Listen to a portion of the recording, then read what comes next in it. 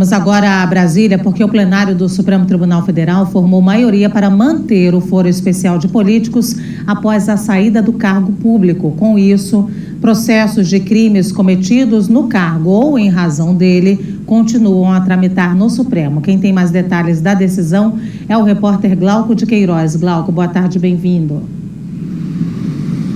Olá, Luciana, boa tarde para você, boa tarde a todos. Olha, essa maioria foi formada nesta madrugada em plenário virtual com o voto do presidente do STF, ministro Luiz Roberto Barroso. Ele considerou que o envio aí do processo para instâncias inferiores, após a renúncia ou fim do mandato, traz prejuízo para a investigação, A gente lembra aí que o foro especial é uma condição aí dada pela Constituição, para pessoas com cargos políticos ou funcionais e faz com que os processos contra essas pessoas sejam encaminhados direto para o STF sem passar por instâncias inferiores, Segundo Barroso, a regra atual aumenta possíveis tentativas dos réus de manipulação da jurisdição, Com isso, já são 6 votos pela manutenção do foro, após o fim do cargo, a saída do cargo, aí nos casos em que o crime tenha relação aí com esse cargo ou em função dele, Também já votaram o relator Gilmar Mendes e os ministros Dias Toffoli, Alexandre de Moraes, Cristiano Zanin e Flávio Dino, todos, portanto,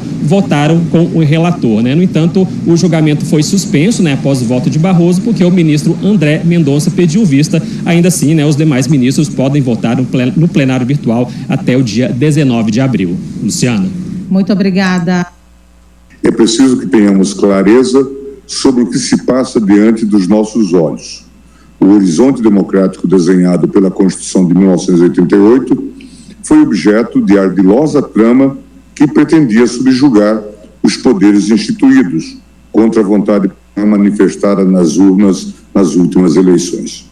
A sublevação pretendida teve amplo espaço de idealização e mesmo de execução nas redes sociais, sem que os meios de controle então vigentes tenham sido capazes de impedir a sedição. Bom dia, senhoras e senhores. Hoje é 28 de abril de 2024, são 8 horas da manhã. O bolsonarismo, a oposição, mas de fato a direita tentou impedir, mas não conseguiu. Deputados articularam o fim do foro privilegiado que o STF estava decidindo. A iniciativa se somou a outros enfrentamentos patrocinados pelo Congresso Nacional contra julgamentos na Corte. E eles tentaram, até o último momento, impedir que o STF desse a si mesmo poderes para punir os crimes, sobretudo de 8 de janeiro e do bolsonarismo. Então aqui você tem essa tentativa de escapar da lei que não funcionou. E não funcionou pela razão muito simples de que o STF formou maioria, como você viu, para ampliar o alcance do foro privilegiado. O ministro do Bolsonaro, André Mendonça, tentou impedir que isso acontecesse, pediu vista, tentou adiar. Qual é a lógica de um ministro tentar adiar algo que a maioria esmagadora dos outros ministros quer? É tentar ganhar tempo para que alguma articulação política no Congresso, alguma pressão, alguma coisa fizesse efeito, mas a nova lei impede que um ministro, o novo regimento, na verdade, do STF, regimento interno, impede que algum ministro sente em cima do processo para que ele não seja apreciado. Agora o sujeito tem que votar em no máximo 60 dias. Bom, seja como for, a nova regra do foro privilegiado amplia os poderes do STF sobre Bolsonaro e outros políticos. A matéria é da BBC News. Um julgamento no Supremo Tribunal Federal já tem maioria de votos para modificar, já tinha na época, no começo de abril, modificar o funcionamento do foro por prerrogativa de função, conhecido como foro privilegiado, direito concedido a autoridades de não ser julgado na primeira instância. Antes de prosseguir, eu quero pedir a você que acompanha o blog da Cidadania que considere inscrever-se no canal.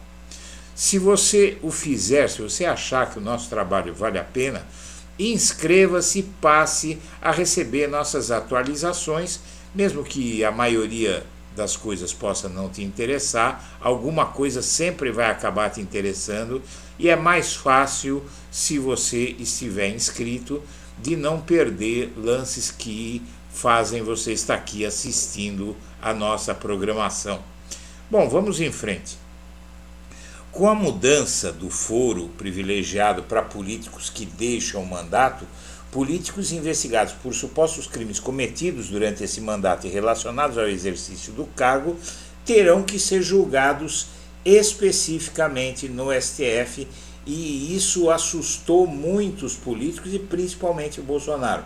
Porque o principal argumento do bolsonarismo é que Bolsonaro não é mais presidente e, não sendo mais presidente, não tendo mais um cargo político, um cargo de mando, ele teria que ser julgado na primeira instância.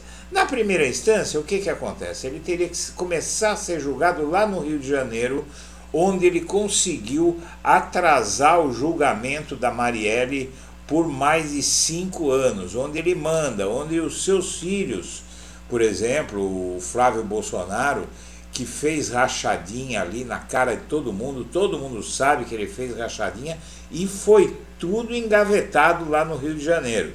Então, se o julgamento dos casos do Bolsonaro fossem para a primeira instância, a impunidade dele seria garantida, mas o STF manobrou e agora você tem mais informações novas. O primeiro passo que o STF deu foi formar um grupo, um esquadrão mesmo de ministros alinhados com a defesa da democracia, mas que trabalham em consonância. E esses novos ministros, eles formam uma força muito grande dentro da Suprema Corte e o poder deles de atração para outros votos é muito grande. Os novos ministros indicados por Lula, Zanin e Dino, se alinharam com Gilmar Mendes, Alexandre Moraes e Luiz Antônio Toffoli, que são os ministros pró-julgamento dos golpistas de 8 de janeiro e que tem aí uma simpatia bastante forte da Carmen Lúcia e do Edson Fachin, levando possivelmente o Barroso também com esses temas do 8 de janeiro, ele se alinha, mas esse grupo de 5 ministros formado pelo presidente Lula, esse grupo fortalece muito o STF para essa guerra contra a extrema-direita que nós estamos travando no Brasil, com a finalidade de impedir que os crimes do bolsonarismo fiquem impunes. Então o Lula realmente ele enfrentou uma barra muito grande para conseguir colocar esses dois no STF, porque os setores que queriam manter o tribunal desunido e mais fragilizado diante do golpismo, eles pegaram uma pauta identitária da esquerda e tentaram usar essa pauta para constranger o presidente Lula. Qual é a pauta? A pauta da mulher negra no STF. Então eles sabiam que o Dino no Supremo Tribunal Federal e o Zanin seriam uma força muito grande para o Lula. Então eles queriam enfraquecer o Lula, enfraquecer o combate à extrema-direita. Isso foi a mídia que fez, tá? Bombando essa pauta identitária que é de uma parte organizada da esquerda que até tinha bons interesses, tal, não é? Interesse de ter mulher negra no STF, ninguém pode ser contra isso. Então foi uma esperteza, porque realmente o Lula apanhou bastante da esquerda para poder colocar esses dois no STF, que isso vai se mostrar muito útil nos próximos meses para a gente defender a democracia e enfrentar um Congresso que quer emascular o STF, quer enfraquecer o STF para garantir impunidade, não só de Bolsonaro, como do resto da extrema-direita golpista. E agora os parlamentares querem o STF para evitar a corte, eles querem evitar que os parlamentares que preferiam o STF agora querem evitar a corte. Por quê? Em julgamento no STF, a ampliação do foro se tornou um novo foco de atrito entre judiciário e legislativo e enfrenta resistências no Congresso por causa da insatisfação de uma ala de parlamentares que, com decisões tomadas pela corte envolvendo políticos, se enfraquece. A mudança teria potencial de ampliar, tem o potencial de ampliar os poderes dos ministros diante do Congresso e de Jair Bolsonaro. Alvo de 5 investigações no STF, o ex-presidente já argumentou, por exemplo, que o Supremo não tinha competência para julgar o caso de suspeita de fraude em cartão de vacina e que o caso deveria ser remetido para a primeira instância. Se antes uma parte dos deputados e senadores preferiam ser julgados pela corte, agora querem evitá-la. Fatores como maior chance de absolvição, prescrição das ações e evitar perseguições em razões de cargo, motivo pelo qual o foro foi criado, eram citados. Esse entendimento mudou em razão do incômodo com ações recentes do Supremo, especialmente do Alexandre de Moraes. Os parlamentares citam operações autorizadas por ele em gabinetes da Câmara, como o caso envolvendo o deputado Alexandre Ramagem. Especialistas dizem que os parlamentares agem em defesa própria nessa tentativa de restringir o foro para escapar da lei. Bom, não funcionou, como você vê, a matéria de hoje, e mostra que agora é tarde, o STF já ampliou o seu poder para prender Bolsonaro e está tudo preparado para tomar a decisão que vai abalar o Brasil. Essa é a notícia que essa matéria revela.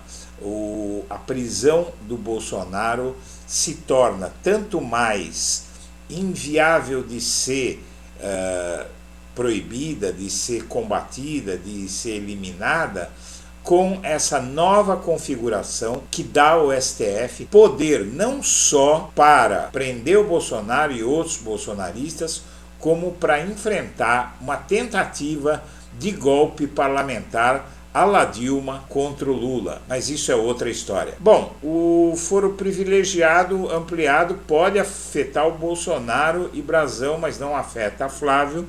O STF formou maioria, mas o Flávio Bolsonaro ele consegue escapar disso, porque casos como o dele não entram nessa nova configuração do STF. Bom, se dependesse do Congresso, o Lula estaria ainda mais fraco do que já está por conta da bancada diminuta que a esquerda conseguiu eleger em 2022. O fato é esse, não é? O que levou o Lula ao poder foi uma frente ampla com partidos de extrema direita. E por conta disso, da fraqueza da esquerda no Brasil hoje, que o governo Lula estaria muito fraco se dependesse só do Congresso, mas se ele não tivesse feito todas essas alianças. Quando se sente contrariados por alguma medida do governo, políticos e partidos recorrem ao STF. Mas quando é o governo que recorre, eles estrebucham. E isso aconteceu agora no caso da desoneração de empresas. O que era isso? Eles aprovaram, para agradecer aos financiadores de campanha, os parlamentares da direita, eles que são os grandes beneficiários do dinheiro de empresários, eles bolaram uma forma de agradecer, fazendo o quê? Mantendo desoneração de impostos que foi tomada no governo Dilma lá atrás, há muito tempo atrás, para evitar demissões. Essa desoneração hoje não faz mais sentido e o Brasil está deixando de arrecadar impostos e esse dinheiro está indo para o bolso do empresário para comprar iate, não é? Um mercado que sob Bolsonaro no Brasil explodiu. Então aí agora o Lula está acabando com a festa deles. Bom, o Pacheco reclama não é, da irresponsabilidade do Congresso em muitas medidas, e o Pacheco ele tem se mostrado um camaleão. Uma hora ele vai lá e aprova medidas contra o STF, o presidente do Senado, outra hora ele fica ao lado do governo, e o governo está preocupado porque ninguém sabe qual é a identidade verdadeira do Pacheco.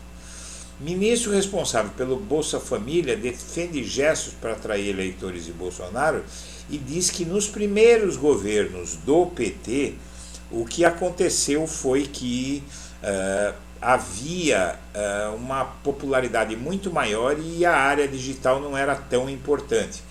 E ele diz que nos 2 primeiros governos do Lula demorou 2 anos para conseguir seduzir os eleitores, e é verdade, eu testemunhei isso. O Lula acabou de concluir o primeiro ano, é muito previsível que, a continuar como está fazendo, lá para o fim de 2024, as pessoas, como mesmo os bolsonaristas, mas aqueles de classe mais baixa, tal, mais pobres, vão começar a entender que um governo popular sempre é melhor. Lula luta pelo Brasil forte na cena global, diz a embaixadora do Reino Unido no Brasil. A Stephanie Alcaque aponta que a nação brasileira é uma voz muito importante no cenário internacional. E Dino marca conciliação em caso de calúnia de Cajuru contra Gilmar. Esse Cajuru sempre causando, e justamente com Gilmar Mendes, que é o maior brigão que há no STF.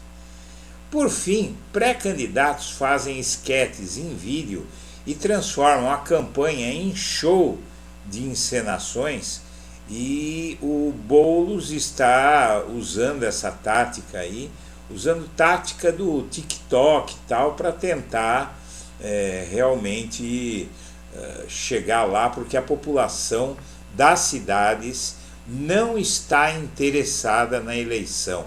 É um fenômeno muito preocupante que só se fala do cenário nacional, e a eleição de 2024, de quem vai comandar sua vida muito de perto, porque a política acontece nas cidades. É aqui que as decisões impactam a nossa vida mais diretamente. Mas a população, tanto de esquerda quanto de direita, mas na esquerda é até pior, está no mundo da lua, não quer saber, e a eleição está chegando. Senhoras e senhores, eu agradeço a atenção e deixo meu abraço para todo mundo.